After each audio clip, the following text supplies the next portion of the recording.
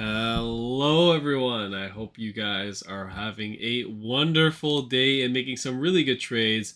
And we're gonna get into some analysis on the S&P 500, the Dow Jones and Nasdaq, and the small caps and some individual names. But let's start off with some GameStop, huh? Yeah, why not? A little change of pace instead of starting off with the indices. But yeah, I mean we've entered a trade on AMC a couple days ago, actually yesterday, during this dip down, right around $23 and like something 50 cents or something like that. And wow, what a monster reversal today. So to me, it looks like the lows are in for GME. Again, I could be wrong. If we do a sort of a double correction down, then I guess you could go lower. But it is looking good so far, right? And I mean, given how this stock is, it's the amount of volatility that is inside of it. But it's tough to call these kinds of things, right? But this wick down here, down to the buy area, and it was like, I think we just touched it, right? And then we reversed an immediate reversal today out of it. So I'm actually happy that it touched it, because when we were here and we were getting pretty close, this is when I got into my position on GME.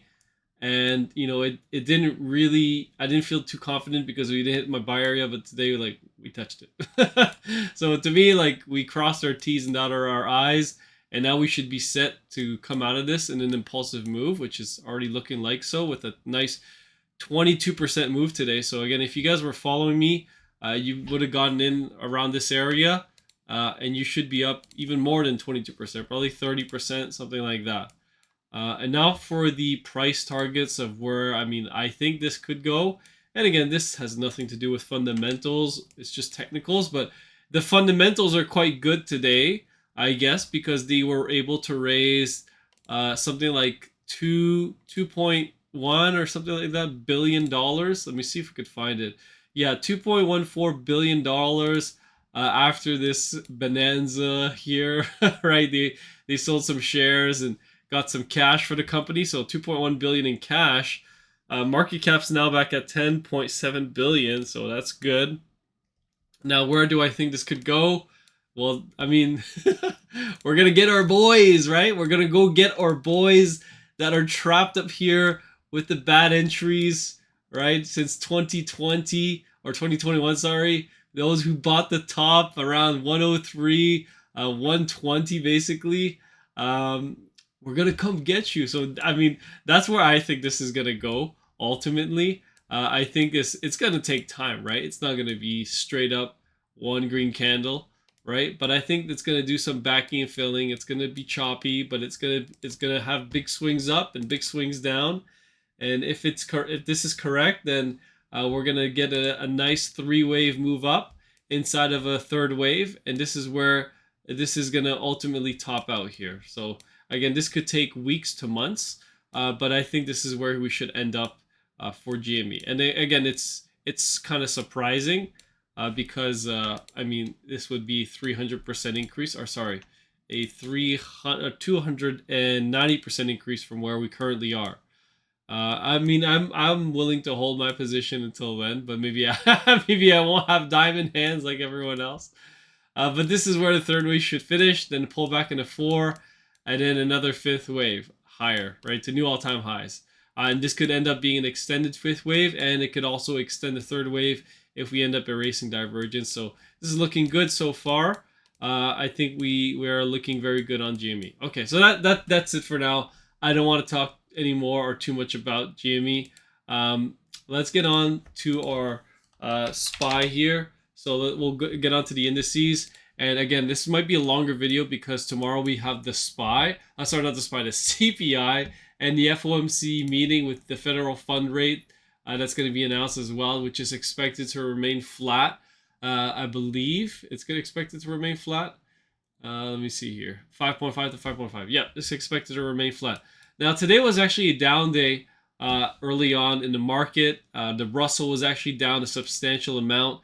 It kind of, came all the way back down to the lows here. But surprisingly, we got a strong reversal off the lows. Same thing for basically every other index, the Nasdaq, the S&P, and the Dow Jones kind of got bought up here.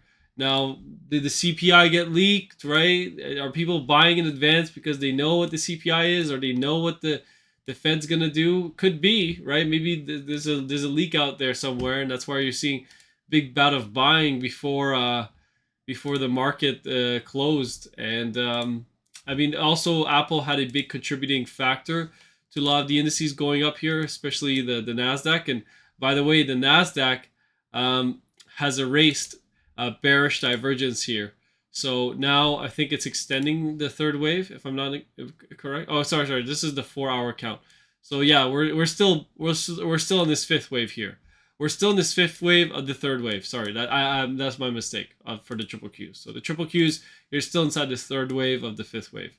So you still got higher to go, and this is what we've been calling for and calculating. So it's playing out quite nicely and correct. So again, if you've been just following, people are permanently bearish, short everything. This is it. This is it. This is the end. This is it here. I remember. I'm watching this guy, or actually they kicked me out of their Discord, but this is it. This is your last chance to short. You better short now. Oh, told you so. And then no, this is it. This is the last chance. It's not gonna go any higher. And then and then the story tells itself. But you got to remember that I am also looking for a significant top in this market, but I think we have higher to go before that ends up happening. And then the IWM is a good illustration of that. We are in a buy area here for the IWM. I think we have a strong reversal coming, possibly tomorrow with the news, but we'll have to see if it's good news or bad news. CPI could be bad, right? Expectations are for the CPI year over year to remain flat. CPI month over month is supposed to drop, and core CPI month over month is supposed to remain flat. So there's lots of data coming out, and the market is extremely data dependent. Yields pulled back pretty hard near the close. Are we still in this wave 2 of the third wave? Could be. I mean, we could extend a little bit higher, right? If you take out these peaks, I would start to get concerned that maybe we do have a problem here and the yields are going to go higher. But right now, I think the yields are topped out, and I think we got lower to go ultimately. DXY has had a nice couple days of rallying here towards the upside. Still think we're inside this third wave. I think we need some work. DXY needs some work, but I think the clear goal here is not to get too bullish on the dollar, because I think the Fed is going to capitulate. We have a weak administration, and you can't forget that. They don't have the guts to do what it takes, and they never had the guts to do what it takes, because if they were actually doing the correct thing, they could continuously raise rates. They wouldn't care what the market thinks. They're there to fix the economy, not keep the stock market up, right? They got to continue to raise rates to fix inflation. Let's continue here. Let's take a look at so triple Q is approaching target. IWM is already inside the long-term sell area, but I again mapped out that it's got higher to go and clearly continues to make new all-time highs. Dow Jones hit the reversal area once again, just in a 1-2 pullback, another 1-2 setup, and I think it's just doing another 1-2 instead of a smaller 1-2. So just doing 1-2s and continuing to do that, but I think we're going to get a nice pump up in a possibly a 3-3 moment here, a 3-3, because now it's just another it's just another 1-2. So I mean, well, I'll just track this one too, but this one should end pretty quickly, right? It shouldn't be too crazy. And then this third wave, right? And then this third wave, and then this, so on and so forth, right? Something like that. Okay, so that's what I'm tracking here for the Dow Jones. Let's take a look at some individual names. So let's talk about Apple, because Apple had some big news today. And obviously, I was talking about the possibility of this being the wave 2 low, and this is starting to look like this is going to be the wave 2 low, because now you've taken out the RSIs. So to me, this is the wave 3. So this was just the dip to buy here, and people who are bearish Apple, I think people are, again, the bearish people that I was inside the Discord with, I can't wait till Apple is a $50 stock again. Like, what? Like, where are these numbers coming from? They're eventually, maybe in the world is ending scenario, Apple will be $50 stock. By that point, I don't think you'll be buying Apple. But we I think we gotta go higher for Apple ultimately. I think I have had some price targets like 240 or something. So I think Apple's gonna probably head up higher in this impulsive wave 3. So look how impulsive this move is. So this is a clear wave 3, a larger wave 3 moment. Gap up, continuing to push higher. All dips are bought up. Big impulsive move, and then you have people who are you have fund managers buying at the highs here, right? So again, they could clearly see that this move is not over and it's going to continue up.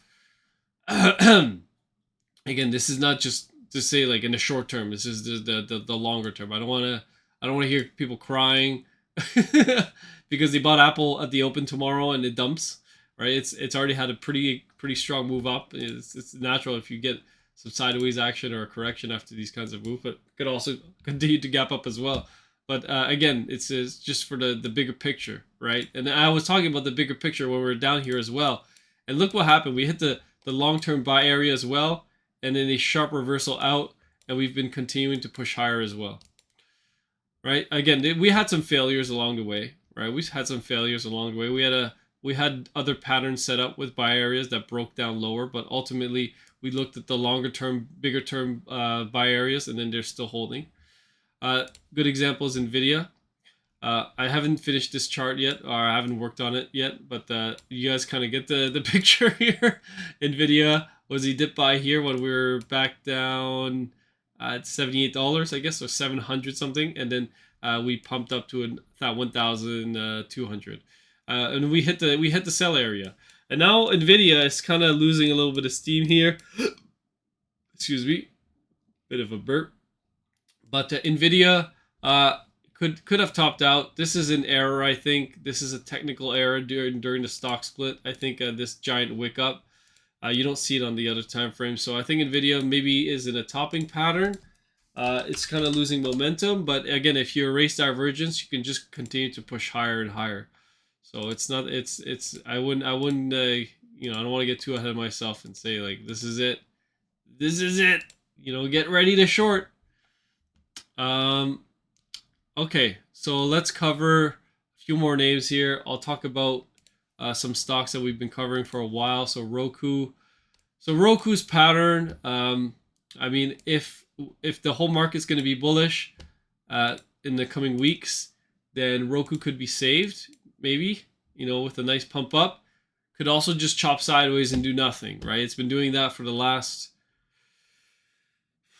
3 months now, and it's just doing nothing, right? So it's just sideways chopping Roku, which is unfortunate. I don't like these types of patterns too much, and smart money could give up on it, and if it does, then it's gonna be a bad time for Roku. But Wave Edge is showing some green crosses, so that's positive. Let's check the larger time frames. Are we seeing any significant buying? Nothing on the weekly, but you got some green crosses on the weekly, so I like to see that. That's the bullish sign, right? That's why I'm still hanging on to the bullish case of the wave 2 being finished here, and then we're gonna impulse out into wave 3 and blow up to like the 180s, 90s. I don't know how high this thing could go or how low too, because if this is the bearish pattern and we've already validated some of my levels here, and if it doesn't hold, then you're ultimately gonna go lower and most likely revisit the $38 levels, right? Or just graze it and double bottom, and then you could have a low risk, high reward trade. Okay, let me continue on. Let's take a look at some of the crypto stocks here. Let's take a look at Mara. So Mara was actually surprisingly up today, 1%. After a bit of a down day as well, because Bitcoin was down. Bitcoin has dropped from 69, 70K all the way back down to 67,000 now, and it is kind of struggling. It's hanging on by a thread, but if it ends up holding up here and it can hold on, then maybe you get a nice little bounce back up, and this is where the B wave ends, right? And then you can go higher into see like and extend the X wave, like I said in previous videos. And then you can go finish up with the ultimate crash back down.